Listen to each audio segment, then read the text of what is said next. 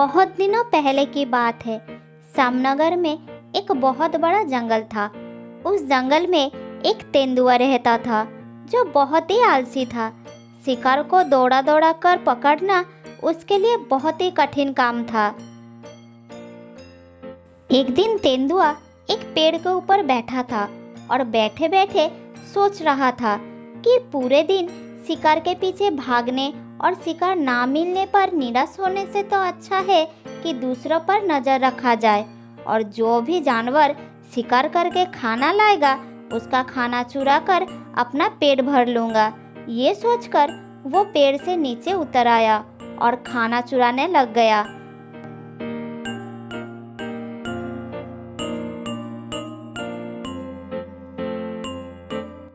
पहले तो वो जंगल के जानवरों का शिकार चुराता था।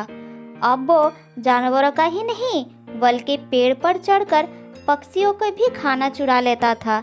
इसी तरह बिना परिश्रम किए ही उसे खाना मिलने लगा। इसी तरह कुछ दिन चलता रहा। वो तेंदुआ दिन भर जानवरों का खाना चुराता और शाम को पेड़ के ऊपर चढ़कर आराम से सो जाता था। धीरे धीरे तेंदुए के इस चोरी से पूरा जंगल परेशान हो गए थे।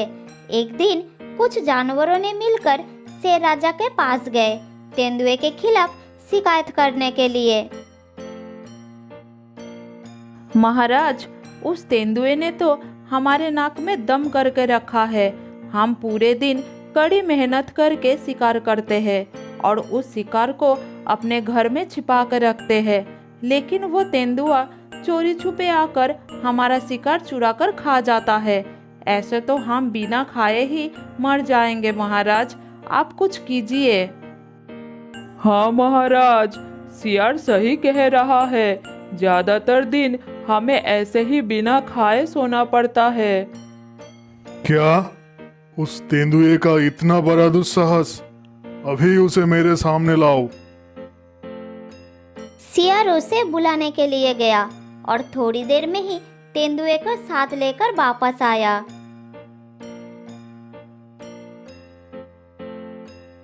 महाराज, आपने मुझे सुबह सुबह बुलाया, क्या बात है महाराज? हाँ, मैंने तुम्हें बुलाया। काफी दिनों से तुम्हारे खिलाफ शिकायतें आ रही थी। शिकायतें हद से ज्यादा बढ़ गई तो मुझे तुम्हें बुलाना पड़ा। सियार, बताओ तुम्हारा क्या कहना है? और तुम तेंदुए, कान खुलकर सुनो उसकी बात। महाराज, हम पूरे दिन कड़ी मेहनत करके जो शिकार लाते हैं वो सारा ये चुरा कर ले जाता है और खा जाता है। फिर हमें भूखा रहना पड़ता है। नहीं नहीं, ये तो झूठ बोल रहा है महाराज। मैंने ऐसा कोई काम नहीं किया। मैं खुद मेहनत करके शिकार करता हूँ महाराज। तब पेड़ के ऊपर से कौवा बोलता है, नहीं महाराज, सियार सही कह रहा है। झूठ ये तेंदुआ बोल रहा है। ये बदमाश पेड़ पर चढ़कर पक्षियों का भी खाना चुरा लेता है। हाँ महाराज, इसकी वजह से हमें कई दिनों तक भूखा रहना पड़ता है। मुझे समझ में नहीं आ रहा है कि ये सब मेरे खिलाफ झूठ क्यों बोल रहे हैं। झूठ ये लोग नहीं, तुम बोल रहे हो। मैं भी तुम्हें आज तक शिकार करते हुए नहीं देखा, लेकिन पेट भर भर के खाते जरूर देखा है।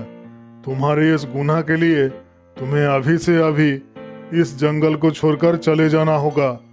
तुम अभी इस जंगल को छोड़कर चले जाओ, वरना हमें तुम्हारा शिकार करना पड़ेगा। निकल जाओ इस जंगल से। शेर राजा की गुस्सा देखकर तेंदुआ घबरा जाता है और वहां से चला जाता है।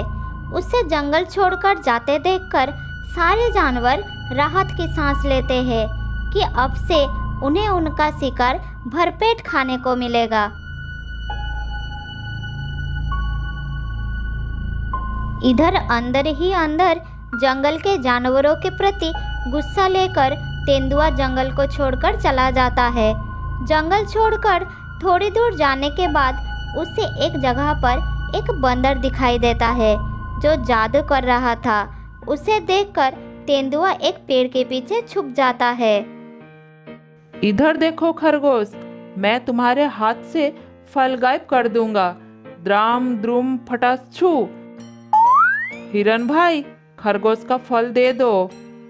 अरे ये क्या, मेरे पास कोई फल नहीं है। तुम खड़ा हो जाओ हिरन भाई, फल तुम्हारे नीचे है। हिरन खड़ा हो जाता है और सचमुच हिरन के नीचे से फल निकलता है।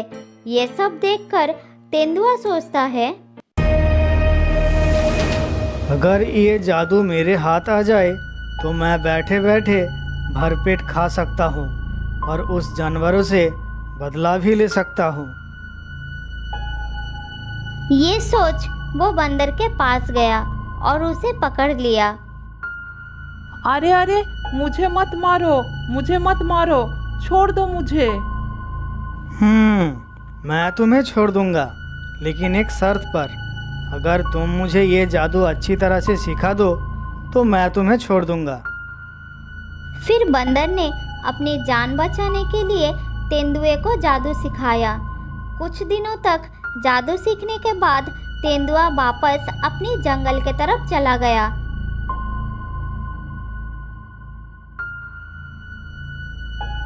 जंगल में प्रवेश करते ही सबसे पहले उसने सियार को देखा, जो झाड़ियों के पीछे एक शिकार को पकड़कर खा रहा था। उसे देखकर तेंदुआ एक बड़ा से पेड़ के पीछे छुप गया। अच्छा, यही है वो सियार जिसने शेर राजा से मेरी शिकायत किया था। अब मैं तेरा शिकार खा जाता हूँ, तू भूखा ही रहेगा। ये देख मेरा कमाल।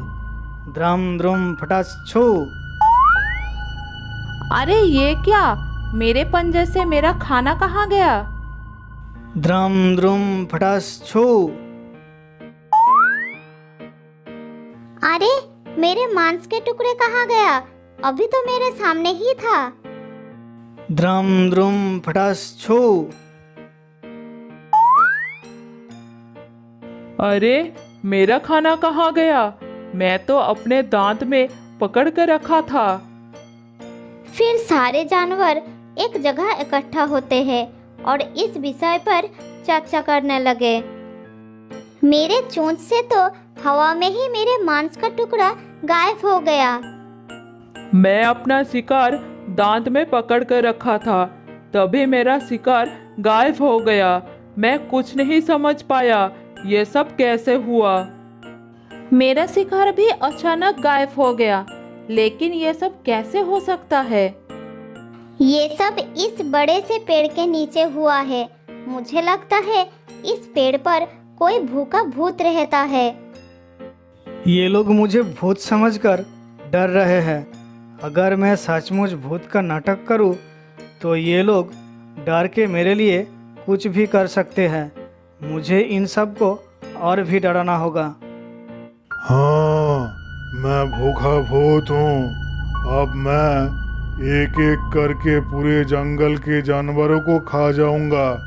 अगर तुम लोग नहीं चाहते कि ऐसा कुछ हो, तो रोज शाम को सूरज ढलते ही मेरे लिए भरपूर खाना लाकर इस पेड़ के नीचे छोड़कर चले जाना, वरना तुम और तुम्हारे जंगल के जानवरों को मैं एक एक करके खा जाऊंगा।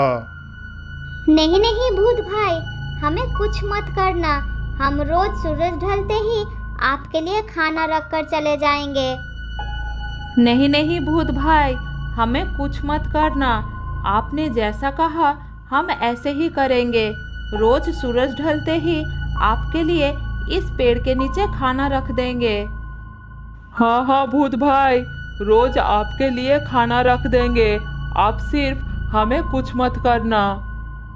तो जाओ, आज ही सूरज ढलते ही खाना रख देना, वरना तुम जानते हो मैं क्या करूँगा। और सुनो, खाना रखने के बाद बिल्कुल पीछे मुड़कर मत दिखना, नहीं तो गायब हो जाओगे।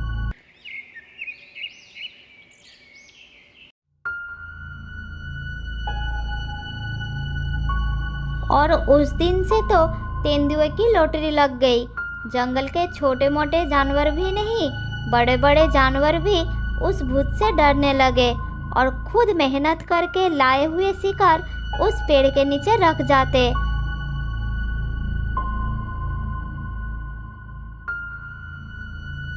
उसके जाते ही पेड़ के ऊपर से उतरकर तेंदुआ सारा खाना लेकर पेड़ के ऊपर चढ़ जाता था।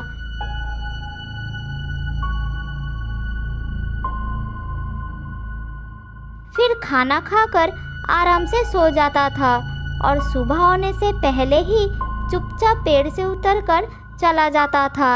ऐसे ही कुछ दिन गुजर गए।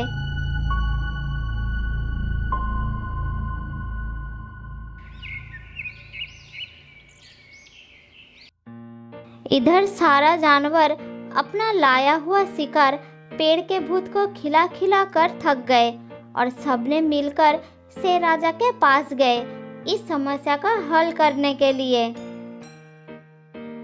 महाराज, उस तेंदुए से तो जैसे तैसे हमें छुटकारा मिला था, अब उसकी तरह इस जंगल में एक भूखा भूत आ गया है। हमारा सारा खाना उसे देना पड़ रहा है। हाँ महाराज, उसे अपना सारा खाना देना पड़ता है, इसलिए हमें कभी कभी भूखा ही रहना पड़ता है। हाँ महाराज, ये दोनों बिल्कुल ठीक कह रहे हैं। हमें उस भूत से छुटकारा दिलाइए, नहीं तो हम भूख से मर जाएंगे। ठीक है, जैसे ही भूत तुम लोगों का दिया हुआ खाना लेकर पेड़ पर चढ़ जाएगा, तभी हम पेड़ सहित उसे जला देंगे। तुम सब आसपास ही आग लेकर तैयार रहना, मैं भी तुम सबके साथ रहूंगा। हाँ महाराज, ये योजना बहुत अच्छा है। हम सब झाड़ियों के पीछे आग लेकर तैयार रहेंगे। आज ही उस भूत का अंत हो जाएगा। योजना के अनुसार उस दिन शियार खाना लेकर गया और उस पेड़ के नीचे रखकर झाड़ियों के पीछे छुप गया। थोड़ी देर चुपचाप रहने के बाद सबने देखा कि खाना गायब हो रहा है। तभी सबने झाड़ियों से निकलकर शेर राजा के साथ मिलकर उस पेड़ में आग लगा दिया। पेड़ तेजी से जलने लगा। इधर पेड़ के ऊपर खा पी कर आराम से सोया हुआ तेंदुआ घबरा गया और अपनी जान बचाने के लिए जैसे ही पेड़ से कूदकर नीचे आया, तभी सामने शेर महाराज और सभी को देखकर रुक गया। फिर शेरराज ने उसे अपना भयानक पंजे में दबोच लिया। शेरराज ने उसे मारने ही वाले थे, तब तेंदुए ने अपनी जान की भीख मांगी। मुझे माफ़ कर दीजिए महाराज, आज से मैं कभी भी ऐसा काम नहीं करूँगा।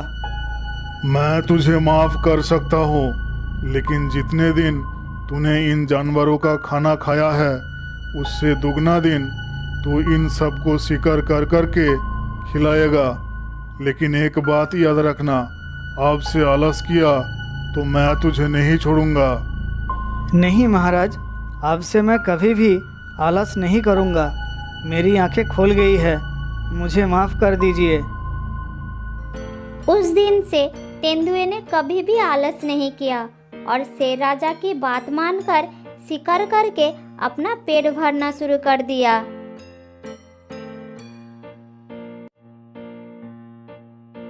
बहुत साल पहले की बात है। एक जंगल में लीला नाम की एक गाय रहती थी जो गर्भवती थी। उसका एक साथी बैल जिसका नाम था शिवा। दोनों एक दूसरे से बहुत प्यार करते थे। वो सब एक झुंड में रहते थे।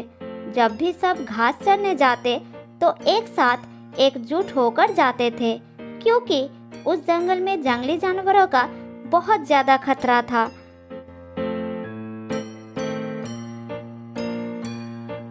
उस जंगल में एक खूंखार शेर रहता था जो किसी भी जानवरों को अकेला पाकर शिकार कर लेता था। बस इसी वजह से सब इकट्ठा होकर घास खाने जाते और वापस भी एक साथ आते थे। वो शुरू शुरू में तो सबके साथ जाती थी, लेकिन अब पेट बढ़ने के वजह से उसके लिए बाहर जाना और घास चरने जाना बहुत मुश्किल हो रहा था और इस बात से शिवा बहुत चिंतित हो रहा था। लीला, मुझे तुम्हारी बहुत चिंता हो रही है। अब तुम घास चरने सबके साथ नहीं जा पा रही हो क्योंकि सब जल्दी जल्दी चलते हैं, जिस वजह से तुम अकेली पीछे रह जाती हो। मुझे डर लगता है कहीं तुम पे उस शेर की नज़र ना पड़ जाए, इसलिए मैं चाहता हूँ तुम इसी सुरक्षित जगह पर रहो। मैं तुम्हारे खाने के लिए हरी हरी पौष्टिक घास लाऊंगा, जिससे हमारा बच्चा स्वस्थ पैदा होगा। लेकिन मैं पूरा दिन यहाँ अकेले कैसे रहूंगी? अगर तुम भी चले गए तो मुझे बहुत डर लगेगा। यह जगह बहुत डरावना है। देखो लीला, अभी हमारे बच्चे के लिए हमें तो इतना करना ही पड़ेगा ना। बस थोड़ी दिनों की बात है, हमारा बच्चा आ जाए, वो थोड़ा बड़ा हो जाए और वो हमारे साथ घास चरने जाए, फिर सब ठीक होगा। ठीक है, जैसा तुम कहो, लेकिन जल्दी वापस आना। मुझे अकेला अच्छा नहीं लगेगा। उस दिन के बाद से लीला को शिवा ने एक सुरक्षित जगह पर रखने लगा ताकि उस शेर की नज़र लीला पर ना पड़े और वो बाकी जानवरों के साथ दूर जाने लगा। सारे दिन जंगल में घूमकर अपना पेट भरने के बाद शाम के समय जब वो घर लौटता था तब वो लीला के लिए भी हरी हरी घास लाता था।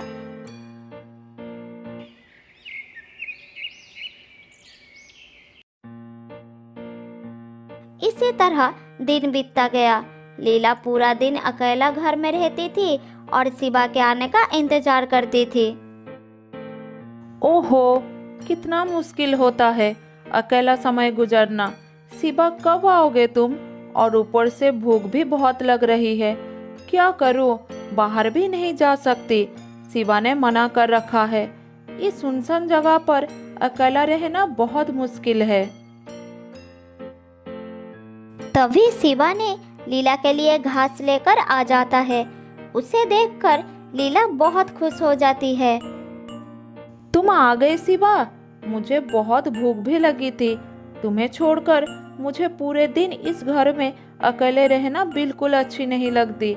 मुझे बहुत डर लगती है। कल से तुम इतनी देर मत करना, जल्दी वापस आना। हाँ हाँ, मुझे पता है, तभी तो मैं जल्द ही आ गया। अब जल्दी से खा लो।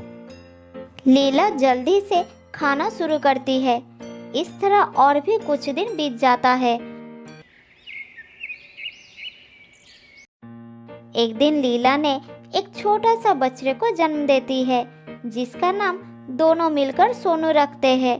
शिवा अपने बच्चे के लिए बहुत खुश था, इसीलिए वो लीला और सोनू से कहता है, लीला, जब तक हमारा बच्चा थोड़ा बड़ा ना हो जाए तब तक तुम्हें यहाँ से बाहर नहीं जाने दूंगा। बाहर बहुत खतरा है। बस थोड़ी दिनों की बात है, उसके बाद सब ठीक हो जाएगा। तब तक मैं तुम्हारी खाने पीने का खुद ध्यान रखूंगा। ये सब मैं इसलिए कर रहा हूँ क्योंकि अगर तुम सोनू को लेकर घास चरने चलोगे तो सोनू को लेकर सबके साथ चलना बहुत मुश्किल होगा। वो अभी बहुत छोटा है, सबके साथ तेजी से नहीं चल पाएगा। मैं नहीं चाहता कि उस दुष्ट शेर की नज़र हमारे बच्चे पर पड़े। तुम ठीक कह रहे हो, यही करना ठीक होगा। जब तक हमारा सोनू थोड़ा बड़ा नहीं हो जाता तब तक मैं बाहर नहीं जाऊंगी। ठीक है, तुम जाओ, मैं यहाँ सोनू को संभाल लूंगी। और सुनो, खाना लेकर जल्दी वापस आना।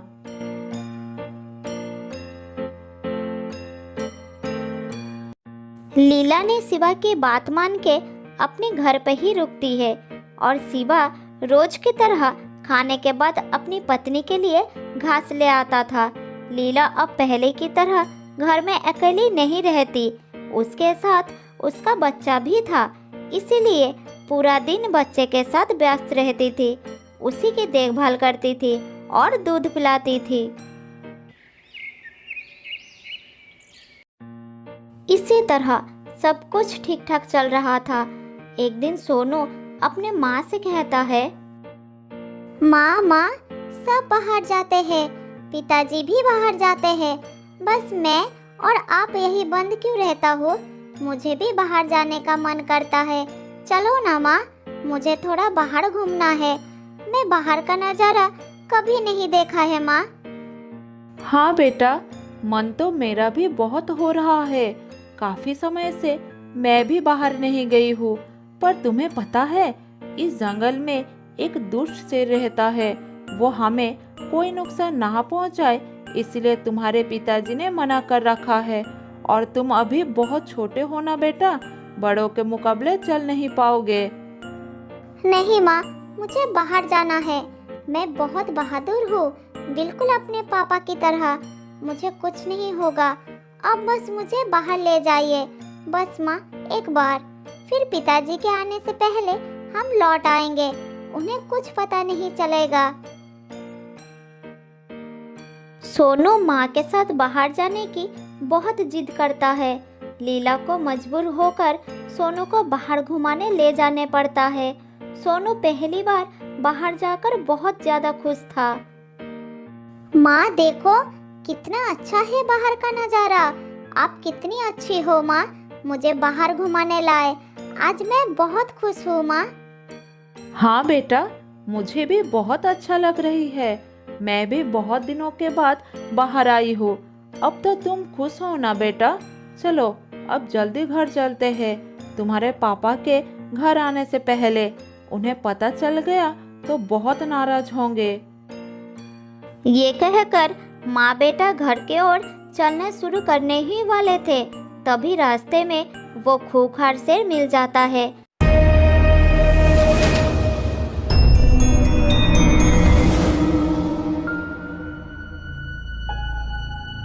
शिवा ने इसी डर के कारण उन्हें बाहर जाना मना किया था। लीला और सोनू बहुत घबरा जाते हैं।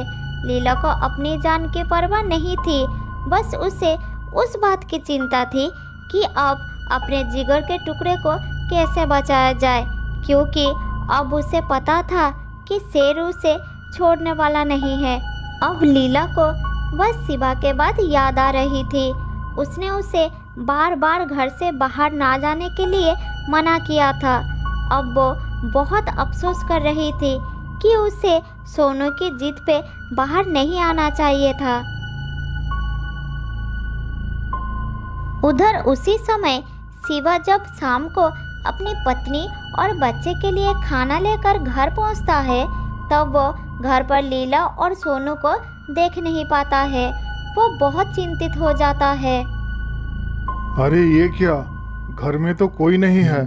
आखिरकार कहाँ गए होंगे मेरे बीवी और बच्चे? हे भगवान, दोनों को रक्षा करना, दोनों ही मेरी जिंदगी है। फिर मन में डर और चिंता लेकर शिवा अपने बीवी और बच्चों को ढूंढने निकलता है।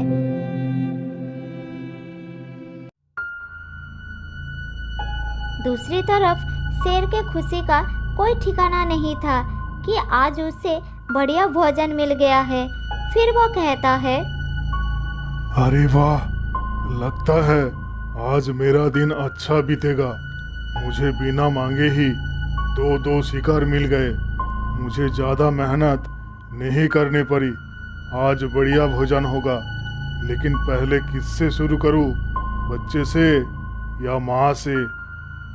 हे शेर राजा, तुम हमें छोड़ दो, हमें जाने दो। दया करो हम पर। तुम्हारे भी तो बीवी बच्चे होंगे। मेरा बच्चा बहुत छोटा है, जाने दो हमें। चलो ठीक है, वैसे तो मैं किसी पर तरस नहीं खाता, लेकिन बीवी बच्चे का सुन के मैं ये जरूर कर सकता हूँ। मैं तुम दोनों माँ बेटे में से किसी एक को खाऊंगा और किसी एक को छोड़ दूंगा। अब तुम ठीक करो, कौन मेरा शिकार बनेगा और कौन घर वापस जाएगा। ठीक है, तुम मुझे खा जाओ, लेकिन मेरे बच्चे को छोड़ दो। मैं अपनी बच्चे को मरता हुआ नहीं देख सकती। मुझे अपना शिकार बना लो। तभी अपने बीवी और बच्चे को ढूंढता हुआ शिवा वहां पर पहुंच जाता है। नहीं नहीं शेर राजा, अगर तुम्हें खाना ही है तो मुझे खा जाओ। मेरे बीवी और बच्चे को छोड़ दो। उन्हें कुछ हो गया तो मैं जीते जी मर जाऊंगा। मेरे बीवी बच्चे को छोड़ दो, मुझे अपना शिकार बना लो। नहीं शेर राजा, तुम मुझे खाओ। सारी गलती मेरी ही है। मैं ही बाहर आने का जिद कर रहा था। माँ के साथ मैं अगर जिद ना करता तो अभी किसी की भी जान खतरे में नहीं होता। और वैसे भी माँ बाबा में से किसी एक को कुछ भी हो गया तो मैं कैसे जीवित रहूँगा। शेर सबकी बातें सुनकर हैरान हो जाता है। कोई किसी को इतना प्यार कैसे कर सकता है। पूरा परिवार एक दूसरे के लिए जान देने को तैयार था। ये सब देखकर उसका मन नर्म हो जाता है। फिर वो कहता है, मैंने अपनी जिंदगी में अपने परिवार के लिए ऐसा प्यार कभी नहीं देखा। तुम सब एक दूसरे से कितना प्यार करते हो, एक दूसरे के बिना नहीं रह सकते हो। अगर मैंने तुम में से किसी एक को खा लिया तो तुम्हारा परिवार अधूरा हो जाएगा और मुझे पाप लग जाएगा। इसलिए मैंने फैसला किया है कि मैंने आज का दिन भूखा ही रह लूँगा, पर तुम में से किसी को भी नहीं खाऊंगा। जाओ, जियो अपनी जिंदगी खुशी से। सुनो बेटा, हमेशा अपनी पिता माता की बात मानकर चलना। फिर वो सब खुशी खुशी अपने घर लौट आते हैं और सुख शांति से जीवन जीते हैं।